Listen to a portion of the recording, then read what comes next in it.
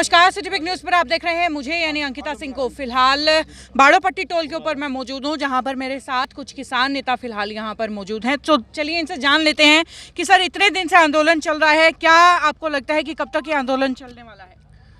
भाई, सरकार की मनसा बढ़िया नहीं है। मोदी का विनाशकाली विपरीत बुद्धि, इसके उल्टे दिन लाग गए हैं। और जब किसी के उल्टे दिन लागते हो ना, तो वो कह के नहीं लाग गया करते।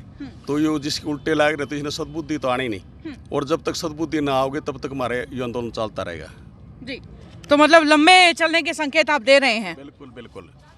क्या मानते हैं, जिस तरीके से बार बार जो है ये खबरें निकल करके आ रही हैं कि किसान जो है उग्र हो गए हैं, चाहे खट्टर साहब की रैली में हो या जैसे ही यहाँ पर हाल फिलहाल में रणवीर सिंह गंगवा जी के यहाँ भी विद्रोह उनका हुआ है, क्या मानते हैं इस तरीके से उग्र होना क्या किसान आंदोलन को कोई नुकसान नहीं पहुंचा सकता? उग्र कहाँ हुए हैं, विरोध जाहिर किया है। जब उनको कह दिया इस बात का कि मतलब बीजेपी का कोई भी कार्यक्रम होगा जी, तो हम उसका विरोध करेंगे, सरकार का कोई भी कार्यक्रम होगा हम उसका विरोध करेंगे जी। तो उसने वो एक बार थोड़ा सा रोकना चाहूंगी, गाड़ी तोड़ने को और थोड़ा सा हाथ उठाने को आप विरोध मानते हैं या उग्र मानते हैं? ये सवाल यहाँ ऐसा है। पहले तो मैं आपको पहले वाले का जवाब दे दूं, गाड़ी की बात है दूसरी। जब किसानों को समझाने के लिए जी, किसानों से पंचायत करने के लिए, किसानों से बात करने के लिए, जबकि वो राष्ट्रीय स्तर पर उनके सेंटर की जो कमेटी बैठती है, जो उनके मंत्री बैठते हैं, क्या मोदी इसको खट्टर का अधिकार था कि यहाँ पंचायत में आप बात करके पंचायतों को अपने मन की बात बताओ और पंचायत न समझावे और इसके ऊपर चर्चा करे? जब चर्चा वहाँ चल रही है तो इसकी चर्चा क्या मायना रखा है? पहले तो इसकी गलत बात थी। दूसरा ये, जब लोगों ने स्पष्ट वो किसानों ने कर दिया, वहाँ बैठे हुए हैं कि हम इसका विरोध करेंगे, तो फिर ये आता ही क्यों है? फिर उसके बाद में जो रात को इतनी कौन सी गड़बड़ थी, क्या वहाँ कितने आदमी थे? जब उस गांव के 1000 आदमी उसके विरोध के लिए उसके दूसरे टोल पर जाते हैं और वो आदमी लेके आते हैं, गांव के अंदर कितने आदमी थे? सिर्फ किराए भाड़े पर 500 200 400 रुपए ला के जो भट्टे के मजदूर ला के वह बिठाए गए थे। वो तो क्या दिखाना चाहता था? ये किसको बताना चाहता था? ये किसानों की पंचायत, कौन सी पंचायत थी वो? जब गांव विरोध में है, दूसरे गांव जब पंचायत करनी थी तो वहाँ लोग चाहिए ना पंचायत में। तो वो लोग आ रहे थे और हजारों पुलिस वाले बाहर खड़े कर दिए उनको रोकने के लिए। भाई, पंचायत कर रहा है, तू किसानों से पंचायत कर रहा, किसान तेरे पास मारे तो तू चारों साइड पुलिस को लगा दी जी। बिल्कुल। क्या उद्देश्य था उसका?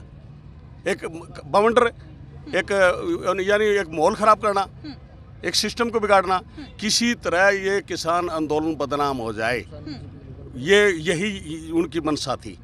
रही बात किसी में, जब आपस में कि कहीं तो आप धक्का पेल कर रहे हो, यहाँ हमने बीजेपी का प्रोग्राम था बरवाड़ा में परसों ही, तो हमने उनका प्रोग्राम कैंसिल करवाया।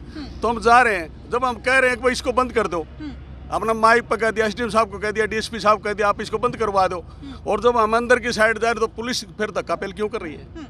वो भी जो बरवाड़े के हैं, लोकल यहाँ के हैं, हम एक दूसरे सारे परिचित हैं, वो भी हमारे भाई हैं, हम भी उनके भाई हैं। हमने उन्हें ये कहना, भाई तुम ये प्रोग्राम बंद कर दो, आज जोड़ के रिक्वेस्ट करनी थी, वो मान जाते। तो पुलिस को बीच में आने क्या जरूरत थी? वो हमको लड़ाई झगड़ा सिर फोड़ाने के लिए थोड़े गए थे, सिर फोड़ने के लिए थोड़े गए थे। ये सारी बकवास करी सरकार, इसका उच्छेद कंडे अपना रही है। और जिस टाइम पर जब आप कहो गाड़ी कर उसकी जब हाथापाई करती है पुलिस, तो किसी न किसी का कुछ लग जाए, वो कोई बड़ी बात नहीं है जी। धन्यवाद सर। जी सर, कुछ बोलना चाह रहे थे आप बीच में? एक तो पहले तो आप तमाम लोकल जो मीडिया है साथी, उनको मैं बधाई देना चाहता हूँ। आप हमारे पास आकर हमारी बात को आम जनता तक सुना रहे हैं। दूसरी बात है, जो आपने मनोहर लाल खट्टर जी की महापंचायत की बात करी, अब हमने तो पता नहीं वो कौन सी पंचायत थी जी। अभी बीजेपी वालों ने यहाँ कार्यक्रम किया था, श्याम सुख गांव से मनरेगा के मजदूरों को दिहाड़ी पे ले आए जी, और फर्जी किसान बनाए गए।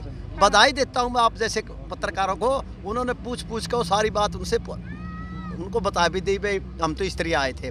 इसी तरह वहाँ भट्टे के मजदूर, मनरेगा के मजदूर, उनको कह देते भाई तारी दिहाड़ी लगावांगे एक दिन की और खाने पीने का फुल खर्चा देंगे।